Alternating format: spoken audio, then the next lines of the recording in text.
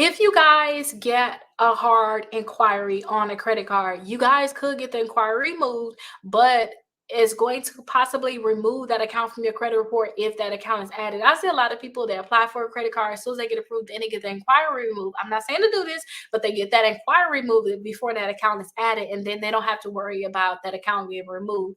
But if you guys apply for a credit card and that account is added to your credit reports, and then you try to dispute that inquiry, a lot of times too, they're going to flag that account as fraudulent and remove from your credit reports. So don't be that person, okay? Do not be that person. Now, like I said too, when you guys apply for a credit card, that account is not going to be added to your credit reports like that day, the next day. Sometimes people go ahead and dispute that account, that inquiry. I'm not saying to do this. I'm just telling you what I have seen, okay?